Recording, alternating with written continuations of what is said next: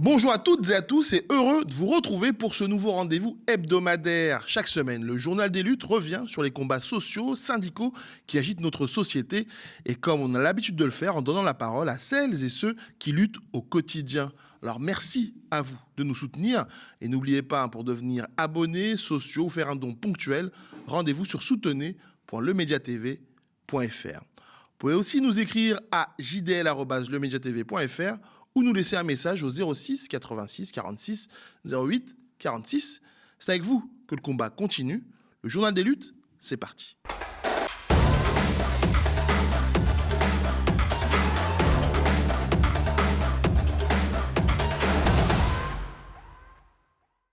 Au sommaire de cette édition, nous plongeons au cœur de la mécanique de l'impunité policière en France. De l'affaire Olivio Gomez, après 5 ans de combat judiciaire, aux révélations glaçantes du commissariat de Sarcelles, nous parlons aujourd'hui de ces violences qui ne sont plus des dérapages, mais des symptômes.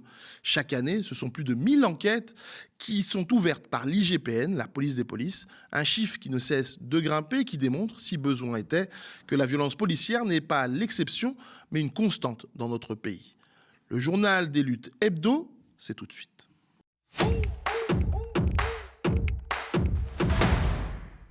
Dans le JDL aujourd'hui, je le disais, nous revenons sur un sujet qui fait malheureusement l'actualité depuis des années, les violences policières. On ne parle pas d'incidents isolés, de brebis galeuses qu'il suffirait d'écarter. On parle d'un système qui trop souvent protège les siens, banalise l'usage de la force et laisse des familles brisées dans l'attente d'une vérité qui ne vient jamais ou trop tard. Dans quelques instants, nous entendrons le témoignage de Léonel Gomez, le frère d'Olivio Gomez. Olivio Gomez, c'est lui. Le 17 octobre 2020, à Poissy, Olivio est abattu de 3 balles par un policier de la BAC. Ce qui devait être un simple contrôle s'est transformé en exécution. Il aura fallu 5 ans et demi de combats acharnés, de mensonges institutionnels, car rappelons-le, les policiers présents avaient tenté de maquiller les faits en légitime défense. Donc il aura fallu 6 ans pour qu'enfin, en ce mois d'avril 2026, la justice condamne le tireur à 10 ans de prison.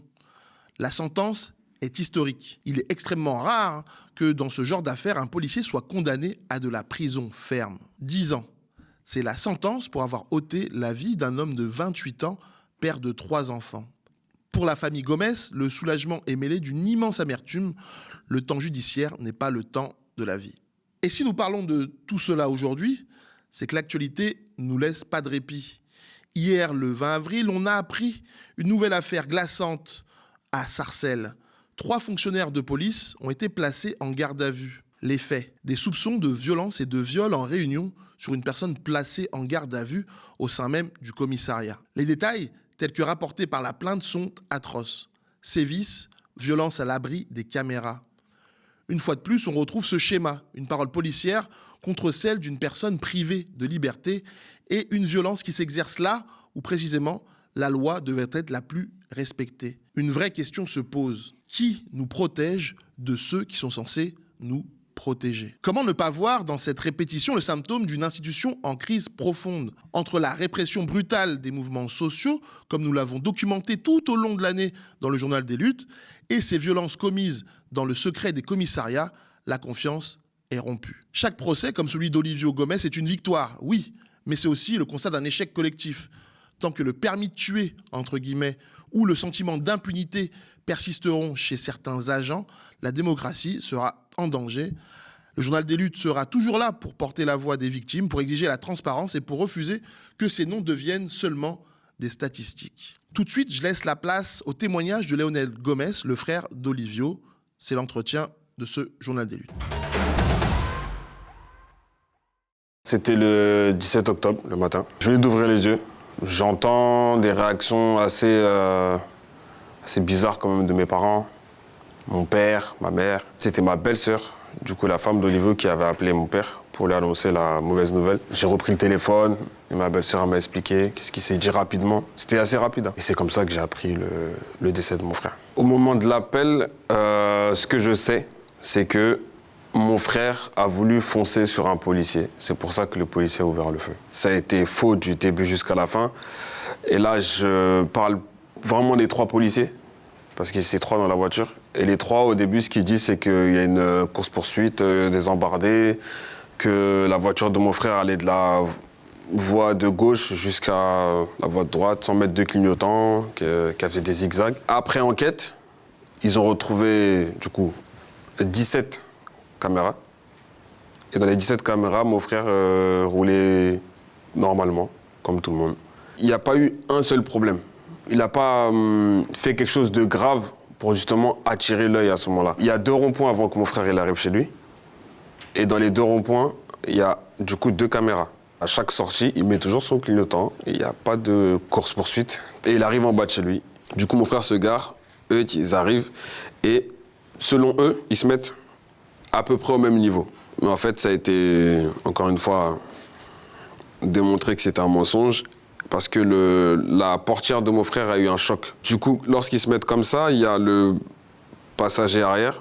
Du coup, Gilles Gilbert, qui est le tueur de mon frère. Il sort, et lorsqu'il sort, il fait le tour et il se place là. Il se place vraiment à l'angle. En fait, au début, il nous explique qu'il est face au pare-brise, qu'il s'est vu mourir, qu'il s'est vu passer sous les roues lorsque mon frère a redémarré le véhicule pour pouvoir partir. J'ai été surpris moi-même. C'est comme si, en fait, il était préparé à donner cette version-là. Durant l'enquête, ils ont su que, pile poil au moment où la voiture de mon frère s'arrête, en face, il y a une maison. Et cette maison-là a entendu les policiers parler entre eux et se donner des instructions par rapport à la version qu'ils ont essayé de sortir. Les experts ont démontré qu'il n'y avait aucun danger à ce moment-là. Et que même scientifiquement parlant, en fait, au moment où il redémarre, à aucun moment il peut le toucher. À aucun moment. C'est-à-dire que même s'il braque à fond, il ne pouvait pas toucher le policier, justement. Mais le policier, il a décidé de tirer. Et il a tiré 3 fois. Et 3 fois, il a touché mon frère. Et c'est la deuxième qui le tue. C'est sûrement sa couleur de peau qui a dérangé. Leur couleur de peau, parce qu'il y a un noir et 2 arabes dans la voiture. Donc c'est sûrement ça qui fait que c'est la seule voiture. Bah allez, pourquoi pas. J'ai encore du mal à dire c'était, parce que généralement quand je parle encore de lui, j'ai l'impression qu'il est encore là. Olivo, c'est mon grand frère. À la base, c'est mon meilleur pote, c'est mon conseiller, c'est tout à la fois en réalité. Olivo, c'était un père de famille, 3 enfants, marié, sportif, quelqu'un qui aime beaucoup sa famille, qui rassemble beaucoup les gens. Et c'était un bon vivant. Quand il y a ce genre de drame, on récupère la version de la police et c'est cette version-là qu'on étale dans tout le pays. Et le temps que la famille rattrape tout ce coup-là, ça c'est encore un autre travail alors qu'on vient de perdre quelqu'un. Donc en fait, il faut se concentrer sur la perte et ensuite se dire que non, ok, par exemple là ils ont tué Olivio. Olivio n'est pas la personne qu'ils ont décrite depuis le départ. Donc ok, Olivio est décédé, on n'a pas encore vu le corps, on doit aller l'enterrer 2 mois après. C'est comme si on aurait ajouté encore une autre charge. Parce qu'en fait, pendant ces 2 mois où on n'a pas encore enterré notre frère, ça fait 2 mois qu'ils sont en train de le salir. Le plus dur, ça a été la patience. Si on ne l'a pas à ce moment-là, c'est compliqué. Hein. Lorsqu'on attend quelque chose, on ne se dit jamais qu'on peut l'attendre presque 6 ans. Lorsque ça arrive le 17 octobre 2020, nous, ce qu'on espère, c'est qu'au bout de quelques mois, c'est réglé. Sauf que c'est en 2026 que ça se règle. Beaucoup de familles victimes de violences policières qui ont été présents pour nous aussi. Même ceux qui ont pas pu se déplacer, ils ont envoyé des messages tous les jours, messages de soutien, etc. Il y a des gens qui nous soutiennent au quotidien. Je pense que c'est ça qui fait qu'on a pu tenir. La première heure du procès, j'étais déconnecté, j'entendais rien. C'est ce jour-là, on va dire, que j'ai pu poser un réel visage sur le meurtrier de mon frère. C'était un choc parce que je l'avais jamais vu. Parce que pendant toutes ces années, j'avais pas de visage. Et comme je l'ai dit, c'était comme si c'était un fantôme qui avait tué mon frère pendant presque 6 ans. Et lorsque je le vois, je comprends aussi certaines choses. J'ai eu l'impression d'être dans une série chaque jour. Chaque jour, c'était un nouvel épisode. Et chaque jour, on se dit, bon, peut-être qu'il va regretter. Peut-être qu'il va exprimer un peu de compassion, on ne sait pas. Mais pas du tout. À aucun moment du procès, il a dit qu'il a regretté déjà. Le mot regret n'est pas sorti de sa bouche. J'ai une réaction assez bizarre, on va dire. Parce que au moment où j'entends les 10 années de réclusion criminelle, c'est comme si mon corps il avait complètement relâché. C'était 6 années de souffrance, de douleur, beaucoup de mauvaises choses, on va dire.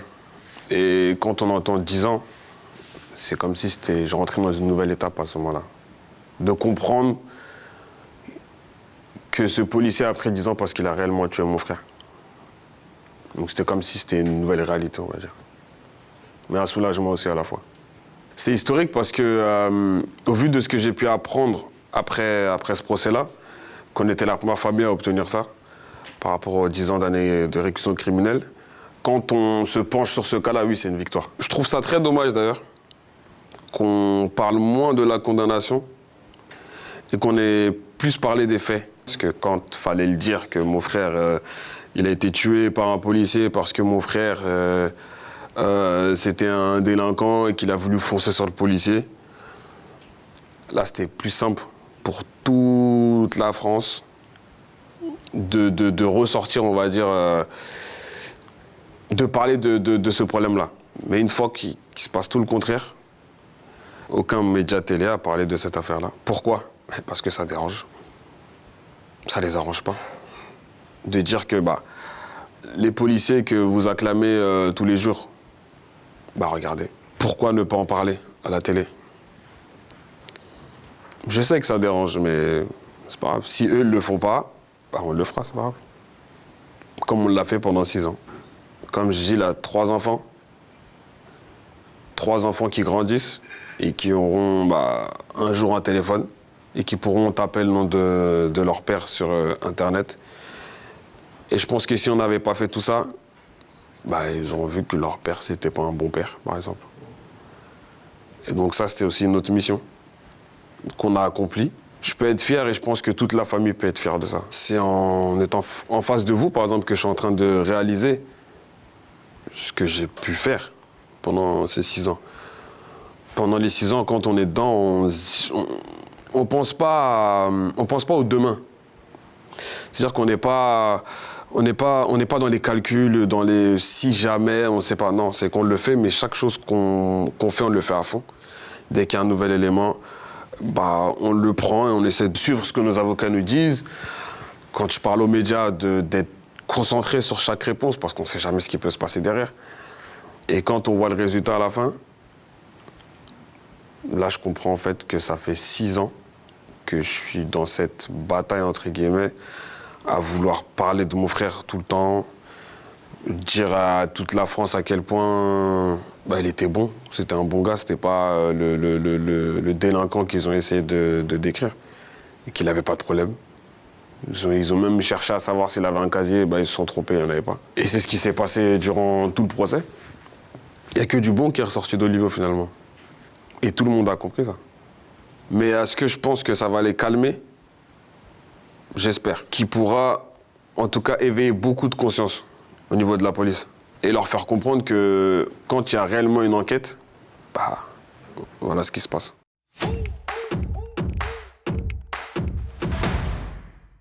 Nouvelle attaque contre notre système de santé publique. Les écoles d'infirmières et d'infirmiers de la Croix-Saint-Simon sont menacées de fermeture pure et simple.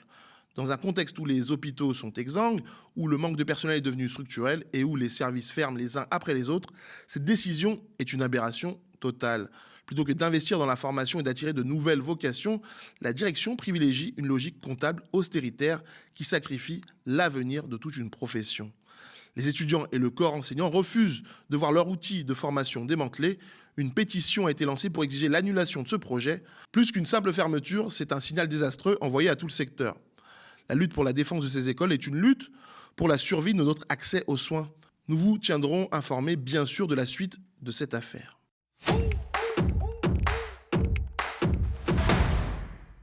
La rédaction du magazine Challenge a choisi de poser les stylos et de cesser le travail pour une raison bien précise. Le refus de la stratégie de leur nouveau propriétaire, le géant LVMH. Cette grève est hautement symbolique. Elle souligne le danger mortel de la concentration des médias entre les mains d'une poignée de milliardaires dont l'objectif n'est pas l'information, mais le contrôle de l'opinion. On vous en parle régulièrement sur nos antennes. Les journalistes, en saisissant l'autorité de la concurrence pour dénoncer une situation d'abus de position dominante, ne défendent pas seulement leur statut, ils défendent l'indépendance éditoriale contre les intérêts privés. Comment peut-on parler librement quand son patron est à la tête d'un empire financier qui pèse sur l'économie mondiale ? Cette grève est une bataille fondamentale pour le pluralisme et pour le droit du public à une information réellement libérée des pressions actionnariales. Affaire à suivre.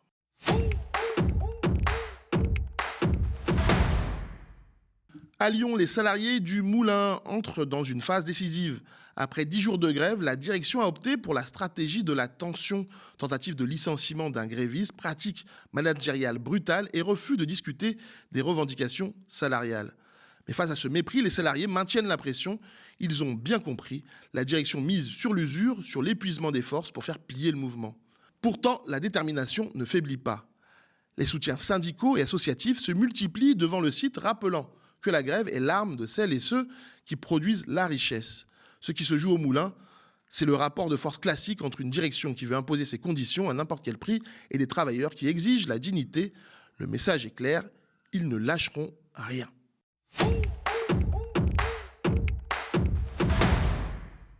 À la papeterie VPK de l'Homme près de Lille, le choc est immense, mais la colère est bien plus forte. La direction annonce la suppression de 64 postes sur 84.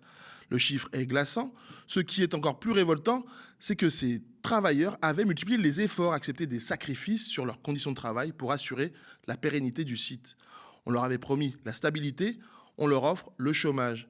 C'est l'illustration parfaite de la violence patronale. On pompe la force de travail tant que les marges sont confortables et on jette les salariés quand la rentabilité baisse. La direction invoque la situation économique, mais les travailleurs ne sont pas dupes. Il s'agit d'un choix politique, une décision qui privilégie les actionnaires au détriment des vies humaines. La mobilisation est lancée et la solidarité ouvrière dans le Nord, riche de son histoire, sera plus que jamais nécessaire pour faire face à ce plan de licenciement inacceptable. C'est la fin de ce journal des luttes. Merci d'avoir suivi cette édition. On se retrouve dès la semaine prochaine pour un nouveau numéro. N'oubliez pas de nous soutenir en allant sur soutenez.lemediatv.fr. Nous sommes actuellement candidats pour la TNT Île-de-France et donc il est important d'être avec nous afin de lutter contre l'agenda réactionnaire des milliardaires et d'avoir le média sur toutes les boxes de France. Je vous souhaite une très belle journée sur le média et je vous laisse avec la suite de nos programmes.